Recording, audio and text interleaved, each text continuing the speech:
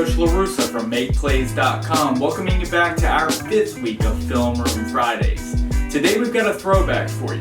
We'll break down high school footage of Markelle Fultz, one of the top players in this year's draft.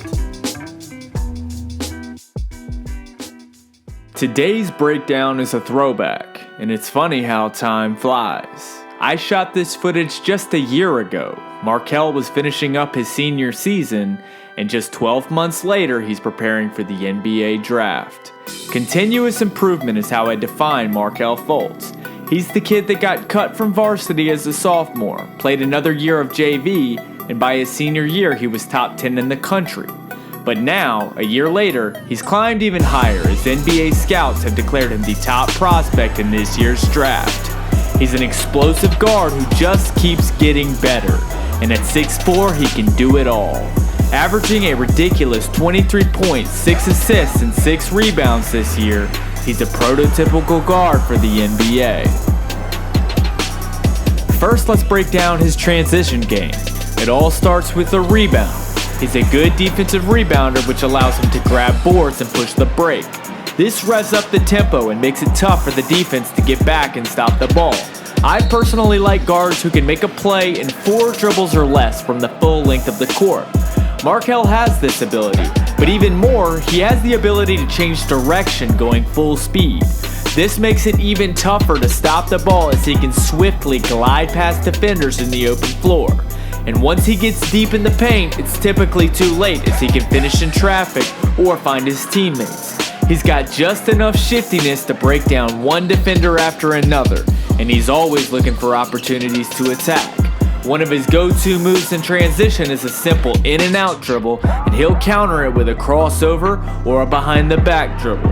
And whether he's getting to the basket or getting to the mid-range, he's always a threat in transition. It's always good to have a bucket getter, but it's even better to have a bucket getter who can also get his teammates going.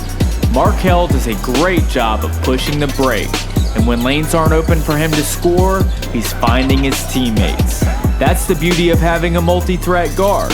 He draws so much attention on himself that facilitating becomes much easier. He has no trouble getting paint touches and doesn't waste time going east-west. He gets downhill as fast as possible and he forces the defense to rotate. As help side defense commits to stopping his drive, he can hit the duck in for an easy dunk. Bigs love to play with him for this reason. He's known to draw 2 or even 3 defenders on any given drive, so things open up naturally for the bigs. Mastering the pick and roll takes time. It takes reps, which means you need a coach that lets you make a few mistakes while you figure it out. Fortunately for Markelle, he had a legendary high school coach who understood this, and through the mistakes, he learned, he got better. And a year later, he was said to be the best pick-and-roll guard in the NCAA. Here's why. Markelle can shoot, so if you go under the screen, he'll knock it down consistently. So you're gonna need to fight over top. But he's big and he's explosive, so if you get caught on the screen, it's too late. He's already gone. Now you're relying on help, which are usually bigs, and he likes to go right at him. He has no trouble finishing in traffic, and we've already seen he can facilitate. He's got the split down pat for wide hedges, and he knows when to come to a jump stop. He goes tight off the pick to really run his man into the screen, and if the lane isn't open, he can find space from 15 feet to get off his mid-range jumper. When the defense decides to cheat over the screen, he can simply reject it with a hard crossover right into the paint. And if the defense makes any communication errors, he'll make them pay for it. So when you put that all together, it's pretty tough to guard him in a pick and roll. And that skill could take him a long way in the league as he's shown continuous improvement so far. Another thing that makes Markelle unique is that he can play multiple positions. For instance, if he gets drafted by the Celtics, he would have no trouble playing the 2 guard alongside Isaiah Thomas. That seems to be where basketball is going anyways. Split backcourts with dual combo guards. And boy, would that be a scary backcourt. So while he's playing off the ball, he's a threat attacking from the wing as well as spot-up shooting. He knocked down 52 threes at a 41% rate for Washington this year. So while his teammates are playing pick and roll or just attacking the basket, he can space the floor and force his opponents to guard him. If they sag in or commit to helping stop penetration, he'll get wide open kickouts. And if teams decide to deny him, he's comfortable running off screens for catch and shoot opportunities. On the defensive end of the floor, Markelle is pretty well rounded.